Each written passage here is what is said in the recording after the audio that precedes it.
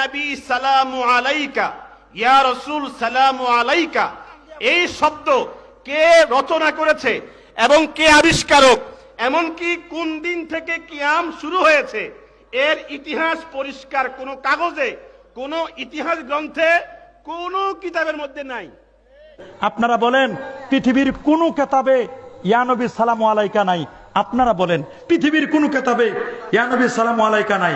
আমি শুধু আপনাদেরকে, কারোর সাথে আমাদের কোনো দুশ্মনী না, আমরা শুধু এতটুকু আপনাদেরকে বলে দিব, যারা বলেন ইয়া নবী সালামু আলাইকা নাই, এই যে আমার কাছে একটা কিতাব, নাম বুখারী শরীফ, হামিদিয়া লাইব্রেরি লিমিটেড, 65 চক সার্কুলার রোড, এটা লিখছেন শাইখুল হাদিস আল্লামা আজিজুল হক সাহেব রহমতুল্লাহ আলাইহি। তিনি 37 পৃষ্ঠায় লিখেছেন, ইয়া নবী সালামু আলাইকা, ইয়া রাসূল সালামু আলাইকা, ইয়া হাবিব সালামু আলাইকা, সালাওয়াতুল্লাহ আলাইকা।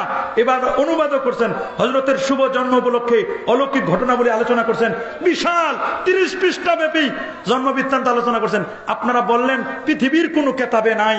এই যে বুখারী শরীফের বঙ্গানুবাদ করছেন শাইখুল হাদিস আল্লামা আজিজুল হক সাহেব, ইয়া নবী বললে এটা যদি গ্রামারে ঠিক না থাকে, ইয়া নবী বললে যদি শিরক হয়, এটা যদি বেদাতে সাইয়্যা হয়, তাহলে আপনাদের শাইখুল হাদিস আল্লামা আজিজুল হক সাহেব হুজুর, তিনি কি বেদাতি ছিলেন? তিনি কি গ্রামার জানতেন না? গ্রামার না জানে কি বুখারী শরীফের বঙ্গানুবাদ করেছেন? শামসুল হক ফরিদপুরি সাহেব, উনি তাসাউফ তত্ত্ব কিতাবের 45 পৃষ্ঠা লিখছেন, মিলাদ নিয়ে তো ঝগড়া নাই, বাকি রহিল কিয়ামের কথা। কিয়াম এটা তো বাবা তাসাউফের ব্যাপার। শরীফ তবিয়ত লোকদের কাছে বড়ই বেয়াদবি লাগে যে বসিয়া বসিয়া কিয়াম নয়, বরং দাঁড়ায় দাঁড়ায় নবীকে সালাম দিবে, এটাই আদব। আল্লাহু আকবার বলেন। উনি বললেন এটাই আদব, আর আপনারা বলেন আপনারা তো আদবেই চিনলেন না।